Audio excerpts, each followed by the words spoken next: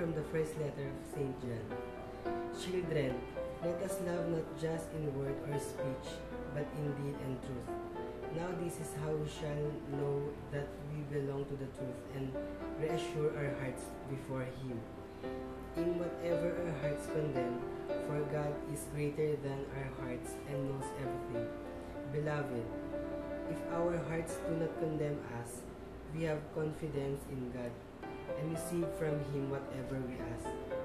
Because we keep His commandments and do what pleases Him. And His commandment is this: we should believe in the name of His Son, Jesus Christ, and love one another, just as He commanded us. Those who keep His commandments remain in Him, and He in them. And the way we know that He remains in us is from the Spirit He gave us. The word of the Lord. Thanks be to God.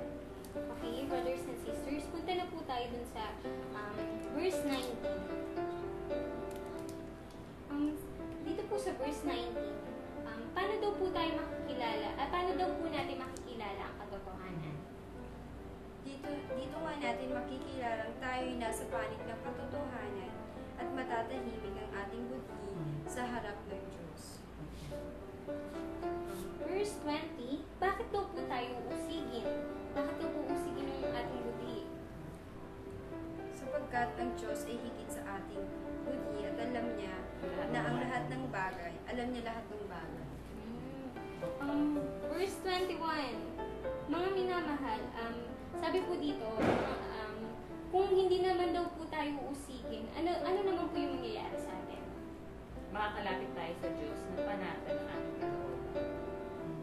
Siguro dito pagdating sa uusigin yung ating buti, siguro pag meron kang ginawang masama. Ay, so, paano tinatawag na parang na konsensya? Oo, konsensya. Nakokonsensya ka, kaya hindi mo mahanap yung peace of mind, peace of soul. So, uusigin ka talaga ng buti mo. So, pagka kayo dito ka sa Panginoon, minamahal ka ng Panginoon, hindi, at makakalapit ka sa Panginoon, yung malinis ka at as in wala kang iniisip na kahit yung kasalanan na nagawa mo sa Diyos at sa kapwa mo. Sa verse 22, brothers and sisters, ano naman daw po yung dapat nating tanggapin? Tinatanggap natin ang anumang ating hilingin sa Kanya dahil sinusunod natin ang Kanyang mga utos at ginagawa ang nakaluluto sa Kanya. So, kapag sumusunod pala tayo sa Kanya, yun, tinatanggap natin yung mga blessings. Nakakatanggap tayo ng mga blessings, diba? Tsaka sinusunod dapat natin yung mga utos. Para magkaroon din tayo ng blessings. Sa verse 23, bakit daw po kailangan natin sumampalataya sa kanyang anak? Kasi yun yung utos niya na dapat sumampalataya tayo sa kanyang anak na si Yesu Cristo. At magmahalan tayo gaya ng iniutos ni Cristo sa atin. So, love one another. Utos pala yun. Commandments ng ating Panginoon na magmahalan tayo at mahalin natin ang Diyos. Verse 24, brothers and sisters, kapag sumusunod daw po tayo sa Diyos, ano daw po yung mangyayari? Nananatili tayo sa Diyos. At nananatili naman sa Kanya ang Diyos. So, yung mga sumusunod sa utos ng Diyos, nananatili sa Diyos, at yung nananatili naman sa Kanya, yung Diyos. So, parang vice versa. Nananatili sila. Pareho silang nasa isa't isa pagka naniniwala tayo sa Diyos. At verse 24 pa rin, ano daw po yung mananatili pa sa atin? Ano pa daw po yung isa na mananatili pa sa atin? Yung espiritu na binigay sa pinagkaloob. Pinagkaloob sa atin. Brothers and sisters, tapos na po yung second reading. Bali, meron po bang mga tanong? Clarification para sa ating second reading? Wala na. Medyo madali lang yung pagbasa dito ni John. Hindi siya ganun kalalim. Madali siyang maintindihan. So, kung madali siyang maintindihan, mas madali na natin siya mako-connect. Po ba? Okay. Sino po yung may connection na? So, siguro ako, Species. Di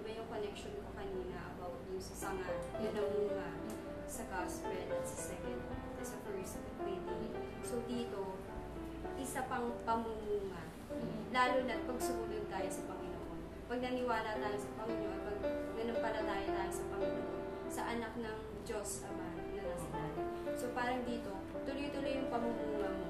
Basta focus ka lang sa Panginoon. Focus ka kay Jesus Christ, focus ka sa utos ng Panginoon. Susundin mo lahat sa abot ng makakaya mo, sa pagpapakumbabang kaya mong gawin sa kapwa mo. Siguro, parang, eto na yung pinakabunga mo pag sinunod mo itong second reading. Mararamdaman mo at mananatili sa iyo yung Panginoon. Tapos, hindi mo mararamdamang kahit minsan, iniwan ka niya. Kasi, sinusunod mo siya, nananatili ka sa kanya, at siya naman nananatili sa iyo. Yun yung bunga nung gospel at nung first lady. Sa akin, dagdag ko lang. Kasi parang kay Sister Melody, yung mga actions na ginawa.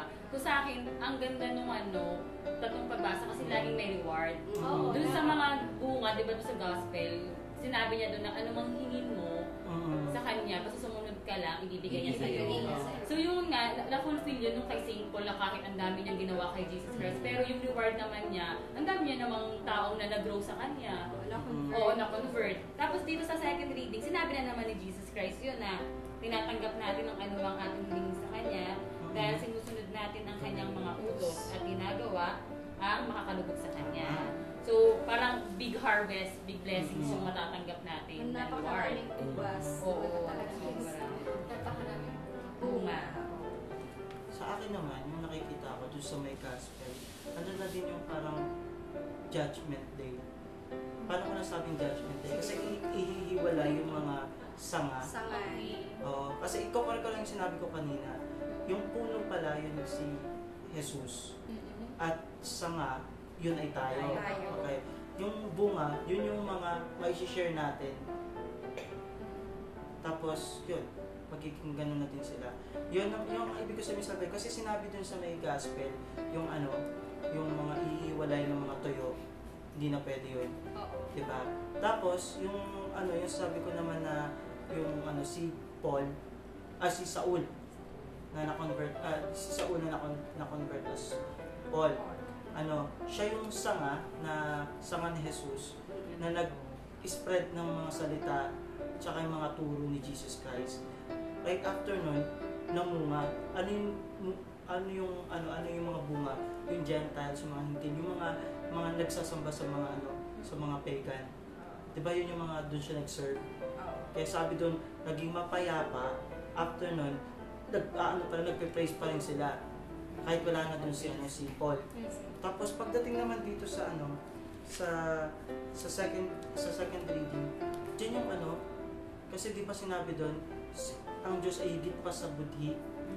Ibig sabihin, pag may nagawa kang kasalanan, uusigin ka talaga. Yun yung sinabi nyo kanya, konsensya. Tapos yun naman siguro ang nagpa-convert kay St. Paul. Oo. Nakonsensya. Pero right after niya na na minis ng kapatawaran sa mga kasalanan, naibigay sa kanyang Espiritu Santo. Ano na niya na naibigay sa kanyang Espiritu Santo? Nakakalapit siya ngayon sa Panginoon. Kaya niya makipag-communicate kasi wala siyang dinadala. Kumbaga napaka-pure na ng heart. Malinis na yung budi. At saka yung niya, yung tunay na pagka-Kristiyano niya nakita sa buhay niya. Kaya marami nang naniwala pag nag-preach siya, marami nang naniniwala na mga tao. Minsan talaga may mga bagay na kailangan mo nang alisin sa iyo yung Diyos para parang mas maging magandang example ka para sa iba. Parang yung dun sa gospel, inalis niya yung mga sanga. Hindi nagbibigay ng magandang dulot. Parang si Saul na inalis siya dun sa dati niyang buhay para maging magandang halimbawa siya dun sa mga kapwa niya. Tapos isa pa, di ba sa isang puno, kapag natutuyo yung sanga, nawawalan siya ng communication doon mismo sa puno. Sa puno na yun. Yun ako sinasabi doon sa may budhi. Kapag talagang hindi matatahimik yung yung konsensya mo. Kasi nasa loob na nasa. At saka hindi ka hindi mo magawa yung dapat mong gagawin. Hindi ka makakapag-preach. Hindi ka makakapagsalita. Ganda. Tapos kapag malinis na yung kaya mo makipag-communicate dun sa Diyos, sa ating Panginoon. So, pagiging magandang tubo na bunga. Hindi, Sanga. Sanga. Tapos, yung sanga na yun pa makakapagpamunukan. Baka kapag bigay ng maraming Maraming